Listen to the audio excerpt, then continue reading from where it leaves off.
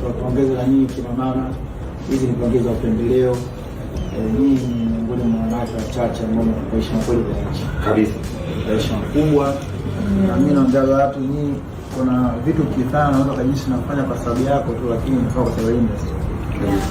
Nyinyi wawili nasababisha mtapata heshima kweli. Hakusema nini? Kabisa, na wanajituma maana mpaka dakika mwisho naona wanafanya kazi kama kawaida, na wewe kwa hivyo unatoka heshima kubwa. Ukiacha heshima kubwa siku zote na matawati na kisha kama amwachi upuuzi kwa njia nyingine. Na kushikamana, unaweza ukakasika kidogo mtapiga simu mwenyewe kwa mwenyewe. Ndio kuna kitu cha heshima. Kama mmoja wapo akisema kitu kibaya anampigia mzee. Ukisikia tena mwambie fulani hiyo tena kwa. Anaongea wenyewe anamaliza basi. Leo umejifungua kuangalia mzee na ndio kuomba na kusisitiza sasa mwendelee. Industry ngumu fanake mtu wachache. Sasa wanaume huko unajua wanaume tuko wengi tushazoea.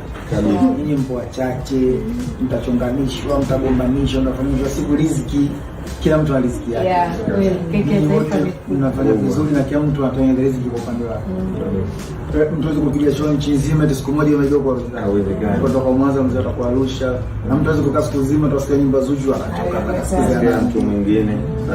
Kwa hiyo yani mimi nawasihi ndio kufanya kazi, mwende kutupa heshima. Na kufurahisha na nikikozana sisi hiyo na bwana tunashikana sana. Na wajeni maana hata wajeni maisha hivi. Yani ya kweli tunaachia. Atukisikia kuna kitu mnatukwaza. Lakini siku zote mnakuwa mtuweke katika hizo masuala kwa kwanza. Mtuweke katika masuala kujenga, na maana mimi nalenga tunapendana kwa kweli. Kwa nini ni watu ambao mnatutia kwenye maitirafu mkitugombanisha mpaka sasa. I'm just glad that we are able to talk. Mimi tunaambiana ukweli kabisa. Tukipigana simu ngumu siku inakuwa ni simu ngumu. But I'm glad that we get out of that negative space. Industry and everything, but I'm really happy that we are not taking it personally.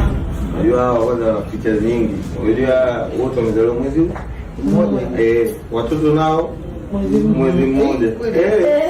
Na kaio ameanza pamoja technology. Kwa hiyo tutakutana sana. Mungu ndiye kateka hiyo. Inshallah na festival wa mwakani kama nitakuwa sijaongeza mtakutana huko mtakutana huko. Kusapotiana kumwalimu mtu mwingine yote. Kuwalibia mtu anasikia yake. Kusapotiana hakuna kinachoharibu. Na ndio anakuja hapa hakuna kinachomaliza. Hakuna. Kwa nini tunataka tushibe tu. Kwa hiyo ndio sasa zamani zilikuwa katika kupandikiza watu chuki sana. Na kwa no, hii atilizi sasa hivi. Si ndio yetu zamani mnachonganishwa. Yaani nyinyi mtalini chonganishwa, mpende msende mchonganishwa. Lakini kiunge chochote sasa hivi. Sisi tunawashukuru kwanza kwa niaba kama na baba. Kabla kufika nchi yetu mnatuangaliaje?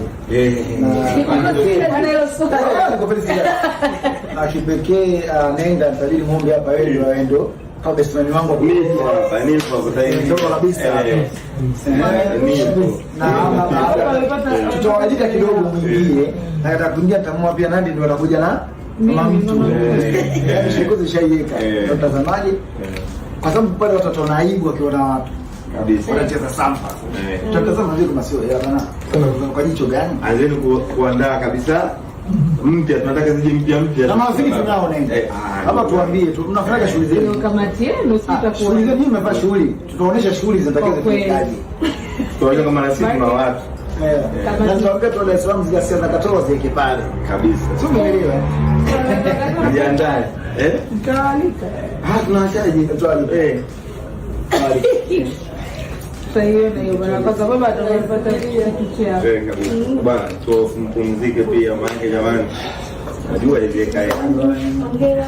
Nirudi nyumbani sasa ndio. Najua sio shemeji yangu. Upate muda wa kupumzika jamani. Hiyo ndo la muhimu. Kurugenzi Mary Kisanga. Sasa na wewe shimba. Hapa.